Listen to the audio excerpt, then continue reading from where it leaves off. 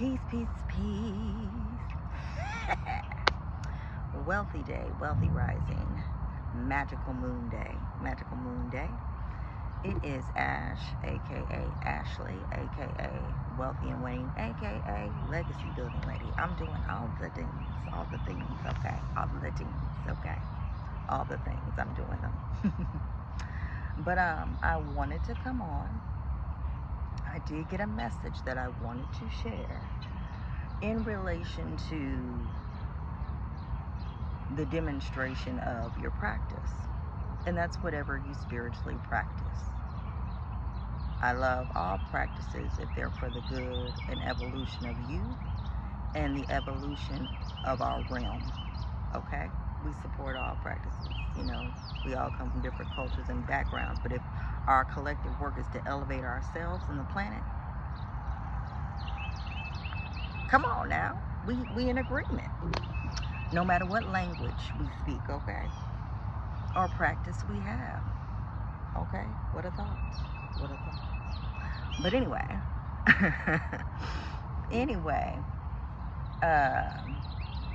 yes, being an embodiment or demonstrating what you practice, that's the message. And I know big in my culture, we have this thing about don't you cuss, don't say a cuss word. And I'm like, okay, I hear you, cuss word, ew. And it's also learning the etymology and what really is considered cuss and curse words. That's the thing too, but that would be a whole nother topic. But just in general, speaking to like, oh, don't cuss. So for all the people who are like, don't cuss, are you telling me that I can never say a cuss word and do all this slandering, all this gossip, all this murder, all this just bad things? I can do all these things, and because I don't cuss, I'm good? Is that what you're saying? Is that what you're saying? Or, yep. Oh, I'm learning to better take care of my hair, y'all. It's a whole journey, but I'm mastering it. I'm getting better at taking care of my hair. So praise the Most High. I'm getting better at taking care of my hair. But anyway, let me see here. Hold on now. Get this one. Because see, we don't want it to get mad at y'all. We want it to be, we want it to be separate. We don't want to get all mad at and stuff, so I got to get that off. But anyway, you know, demonstrators of your practice. So the whole concept of cussing.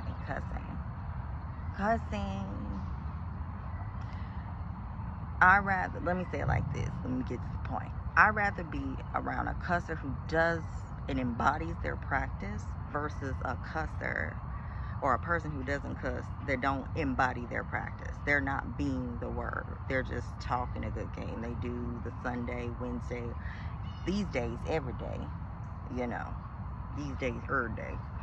But they have, you know, they have opportunity to say, you know, you practice this, they do that. And this is, I'm speaking to my culture because I'm only, from my experience. I hope I didn't bring it a lot, y'all. I'm trying. But anyway,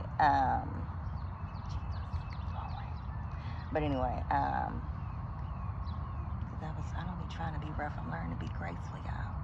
But, yeah.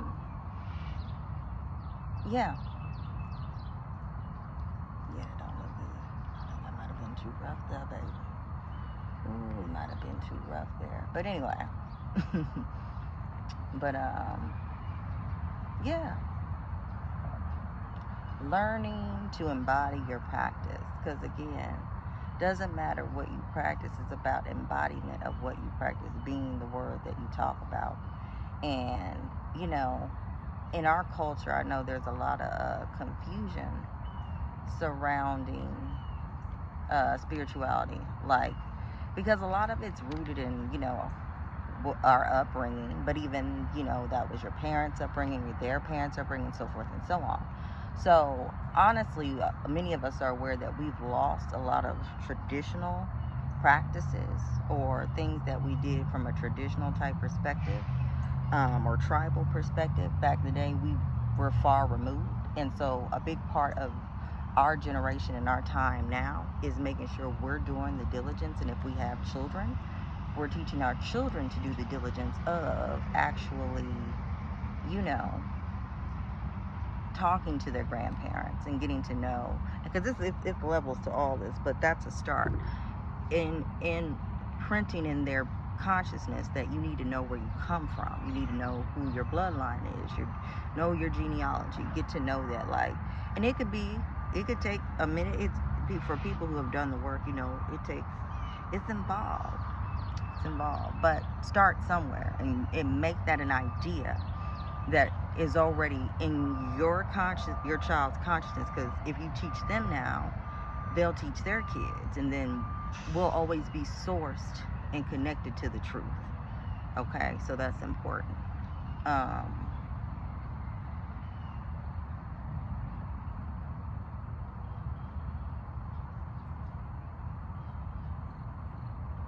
Making sure that you're sourced and connected to the truth, embodying what you practice, that's powerful.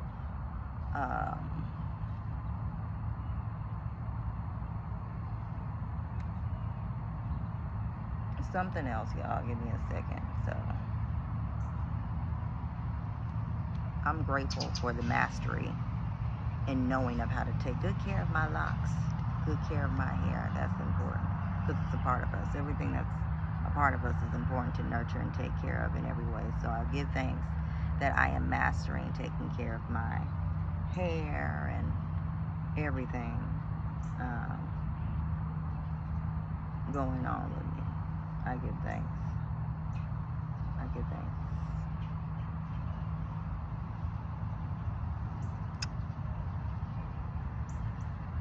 So being the embodiment of what you practice,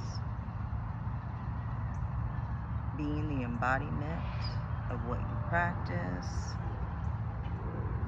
also making sure you're finding out about your lineage and where you're from, and you're teaching your kids too, so it'll be in their consciousness to teach their kids to do these things.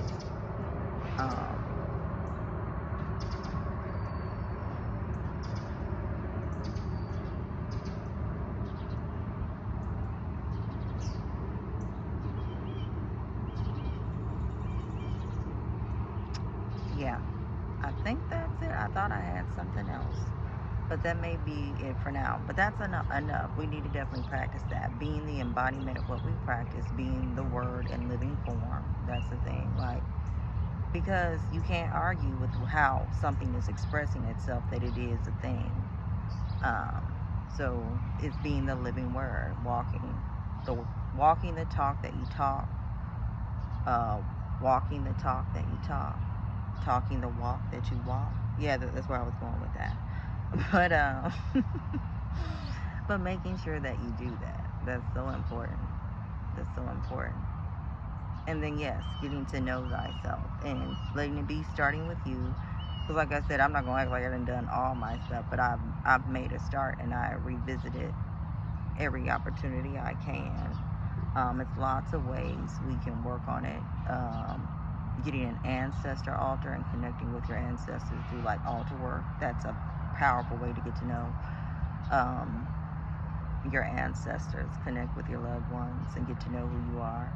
Then of course there's the traditional, administrative process as far as doing like your genealogy, and just conversations with your family. That's why I love and shout out to all the families that are still doing family reunions. Like, those are so incredibly important. But see, they got us so far away of our tribal practices and us coming together as communities. Like, that's who we are at the core, but we're far removed, so some of us don't remember.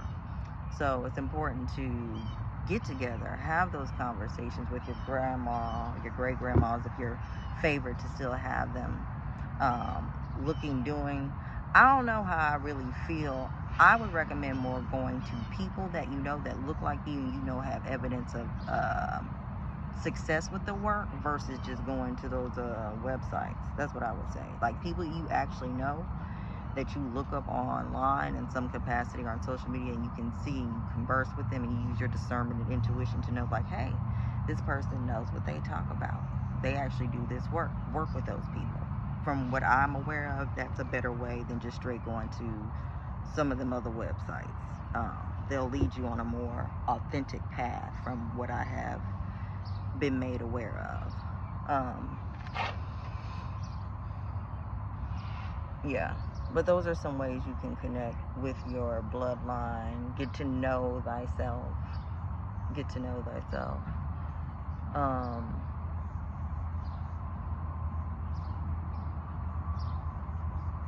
Yeah. So being the living word, the embodiment of the word, don't get caught up in, well, I don't do this, I don't do that, but do you actually embody what you say you practice? When somebody looks at your life and how you're living, can they say, yes, such and such practices this practice, or such and such practices that practice? Can we tell by how you demonstrate your life, how you live out an expression, that you are a practitioner of, you know, whatever you say you submit to or you work with, or whatever the case may be. Yeah, so knowing thyself and being in alignment with what you practice and the words you talk, that's been the main message. I am a subconscious consultant, subconscious regressionist. I do energy consult work, and I'm so grateful for regression and my instructor, Brother Q Reeves, and his lovely significant other, Miss Naya Now. Amazing group of people. Grateful for them and all the people that I met on my practitioner journey there. It's been tremendously transformative, the whole experience for me. I'm incredibly grateful for the opportunity and all the opportunities that are coming forth from that, because I know things may take time, and in that time I'm perfecting myself and I'm getting better, but yeah, so grateful for what has been and all the greatness to come through this type of work, and just having this type of awareness. It's transformative on so many levels. So if you haven't tapped in with Q Reeves, please do that. Tap in with him for regression work and all that great stuff. And Naya, they have a lot of great services you can tap in with, so tap in with them on that. And yeah, be the embodiment. Be the embodiment. Like, let it show up in how you move, that you practice, whatever you practice, in your movement, how you breathe, how you talk. Be that into the fullest. Let it evolve. Let it evolve through you, and invite. Because in that expression, that's what draws people to you, that magnetism created from whatever you're practicing. That's really, people are just naturally drawn to it. And then yes, getting to know yourself and teaching your kids to know their bloodline, their lineage. Ask questions. Ask your grandma. Again, if your great-great-grandma, your great-uncles, if you're favored to have family still around from those time frames, talk to them. Ask them questions. Get an altar. Connect with your ancestors. Do that type of work. Yeah. All right. Until next time. Peace, peace, peace.